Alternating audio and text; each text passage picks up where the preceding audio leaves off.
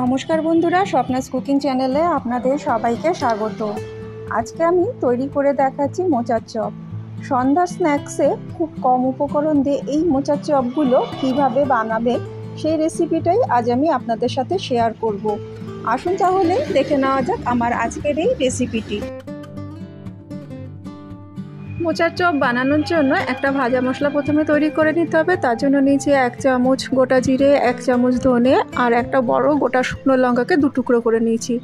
এগুলো সমস্ত শুকনো খোলায় আমি ভেজে নেব। কয়েক সেকেন্ড নেড়েচেড়ে ভেজে নেওয়ার পরে একটা ভালো সুগন্ধ বেরোবে।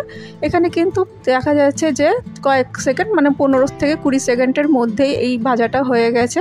এবার এটা তুলে নিচ্ছি এবং ঠান্ডা হলে পরে গুঁড়ো করে নেব। এবার ওই প্যানের মধ্যেই অল্প কিছু লাল বাদাম নিয়ে আমি ড্রাই রোস্ট করে নিচ্ছি। আর বাদামটা ভাজার সময় এখানে গ্যাসের ফ্লেমটা লো করে রেখে দিয়ে বাদামটা ভেজেছি। এখানে মিনিট খানেক ধরে বাদামটা ভাজা করে নিয়েছি। এবার ভেজে নেওয়া বাদামটাকে আমি এটাকে একটু ক্রাশ করে নিচ্ছি। কড়াইতে 1 চামচ সরষের তেল গরম করে তাতে 1/2 চামচ আদা রসুনের পেস্ট আমি দিয়ে দিয়েছি। আদা এখানে 1/2 ইঞ্চির থেকেও কম আছে আর 2টো কাঁচা লঙ্কা দিয়েছি। আপনারা চাইলে ঝালের পরিমাণটা কিন্তু বাড়িয়ে কিংবা কমিয়ে নিতে পারবেন। কয়েক সেকেন্ড নাড়াচাড়া করে আদার কাঁচা গন্ধটা চলে যাওয়া অবধি আদাটাকে ভেজে নিতে হবে। আদা গরম তেলেতে দিলে পরে ভীষণভাবে তেল ছিটকায়, আর এটা দূর করার জন্য কিন্তু আপনারা অল্প পরিমাণ নুনের ব্যবহার করতে পারেন। এতে কিন্তু তেল ছিটকাবে না। আমি এখানে 1/2 চামচ নুন দিয়ে দিলাম। কয়েক সেকেন্ড আদাটা ভাজা ভাজা করে নিয়ে এরপর দিয়ে দিচ্ছি এর মধ্যে বড় চামচের 1 চামচ টমেটো সস আর চা চামচের 1 চামচ গোলমরিচের গুঁড়ো। এই সময় গ্যাসের ফ্লেমটা আমি হাই করেই রাখছি এবং সস দেওয়ার কারণে কিন্তু খুব তাড়াতাড়ি এটা শুকিয়ে যাবে, ড্রাই হয়ে যাবে। সেই জন্য তারপরেও কিন্তু আরও আমি 1 চামচ টমেটো সস ইউজ করছি আর চা চামচের 1 চামচ গোলমরিচের গুঁড়ো দিয়ে অল্প পরিমাণ জল দিয়ে দিচ্ছি। গ্যাসের ফ্লেমটা হাই করে দিয়ে আমি মশলাটা এখানে খুব ভালো করে কষিয়ে নিয়েছি। মশলাটা কষানো হয়ে গেলে দিয়ে দিচ্ছি এখানে সেদ্ধ করে রাখা মোচা, আর মোচাটাও আমি পরিমাণ মতো নুন আর হলুদ দিয়ে কিন্তু সেদ্ধ করে নিয়েছি। এবার গ্যাসের ফ্লেমটা মিডিয়াম টু হাই রেখে মোচাটাকে খুব ভালো করে কষিয়ে নিতে হবে। এই মোচা থেকে যতক্ষণ না পর্যন্ত জলটা শুকিয়ে যাচ্ছে ততক্ষণ পর্যন্ত কিন্তু মোচাটাকে কষাতে হবে। মোচাটা থেকে জলটা এখানে শুকিয়ে গেছে, প্যান থেকে মোচাটা নিজে থেকে কিন্তু ছেড়ে উঠে আসছে। এই সময় দিয়ে দিতে হবে সিদ্ধ করে রাখা একটি আলু। মিডিয়াম সাইজের একটি আলু ব্যবহার করেছি এখানে। এরপর মোচা সেদ্ধর সাথে আলু সেদ্ধকে খুব ভালো করে মিশিয়ে নিচ্ছি আর গ্যাসের ফ্লেমটা হাই করে দিয়ে মিনিট 2 আমি দুটোকে একসাথে ভালো করে মিশিয়ে নিয়েছি। মেশানো হয়ে গেলে পরে দিয়ে দিচ্ছি এর মধ্যে বড় চামচের 1 চামচ ভাজা মশলা। যেই মশলাটা আমি প্রথমে শুকনো খোলায় ভেজে নিয়েছিলাম সেটাকেই আমি গুঁড়ো করে নিয়েছি, সেই মশলাটাই ব্যবহার করলাম। 2 মিনিট গ্যাসের ফ্লেমটাকে হাই করে দিয়ে ভাজা মশলার সাথে খুব ভালো করে মিশিয়ে নিয়ে দিয়ে দিচ্ছি এখানে চা চামচের 1 চামচ চিনি আর দিচ্ছি রোস্টেড বাদাম, যেটা আমি গুঁড়ো করে রেখেছি সেই বাদামগুলোকে দিয়ে মিশিয়ে দিচ্ছি।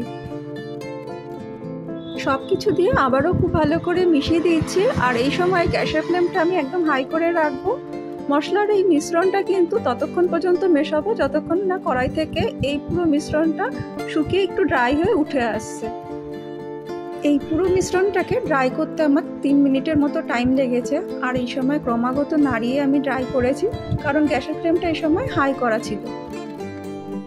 মোচার চপ বা কাটলেটের এই মিশ্রণটা এখানে তৈরি হয়ে গেছে আর নামানোর আগে দিয়ে দিচ্ছি চা চামচের 1 চামচ শাহি গরম মশলার গুঁড়ো দিয়ে ভালো করে মিশিয়ে নিচ্ছি। মিশে গ্যাস ওভেনটা বন্ধ করে দিচ্ছি আর একটা প্লেটের মধ্যে এই মিশ্রণটাকে ঢেলে ঠান্ডা করে নিচ্ছি।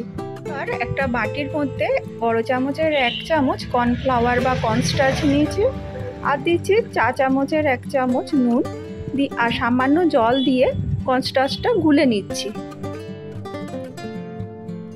চপের মিশ্রণটা ঠান্ডা হয়ে গেছে আর নিচে প্লেটে বেশ কিছুটা পরিমাণ বিস্কুটের গুঁড়ো। চপের মিশ্রণটা থেকে অল্প পরিমাণ করে তুলে নিয়ে হাতের সাহায্যে কিন্তু আমি একটা শেপ দিয়ে নিয়েছি আর এখানে আমি শেপ দিচ্ছি ডায়মন্ড শেপ। আপনারা যে কোনো শেপ দিয়ে নিতে পারেন।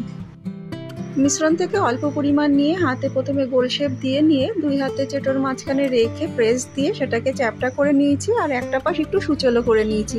এইভাবে প্রত্যেকটা চপ বা কাটলেটের ডায়মন্ড শেপটা আমি দিয়ে নিয়েছি। এবার গড়ে নেওয়া এই চপগুলোকে কর্নফ্লাওয়ারের ব্যাটারে একবার ডিপ করে নিয়ে বিস্কুটের গুঁড়োর উপরে রাখছি আর উপর দিয়ে ভালো করে বিস্কুটের গুঁড়ো দিয়ে কোট করে দিচ্ছি। আর এই প্রসেসটা আমি দুবার করব। একই রকমভাবে আবারও কিন্তু সেই গোলার মধ্যে ডুবিয়ে নিয়ে বিস্কুটের গুঁড়ো দিয়ে কোট করছি। আর এইভাবে দুবার করলে পরে উপরে যে বিস্কুটের গুঁড়োর প্রলেপটা দেওয়া হচ্ছে তার জন্য ভাজাটাও বেশ ভালো হবে আর খেতে এটা কিন্তু বেশ ভালো লাগবে। সমস্ত চপ বা কাটলেটগুলোকে আমি গড়ে নিলাম আর এগুলোকে আমি ফ্রিজে রেখে দিচ্ছি 30 মিনিটের জন্য সেট হওয়ার জন্য। 30 মিনিট বাদে কাটলেটগুলো সব ফ্রিজ থেকে বার করে নিয়েছি। ওভেনেতে আমি বসিয়ে দিয়েছি ফ্রাই প্যান আর তাতে সাদা তেল দিয়ে দিয়েছি পরিমাণ মতো। কাটলেটগুলো একটা একটা দিয়ে এবার ভেজে নিচ্ছি।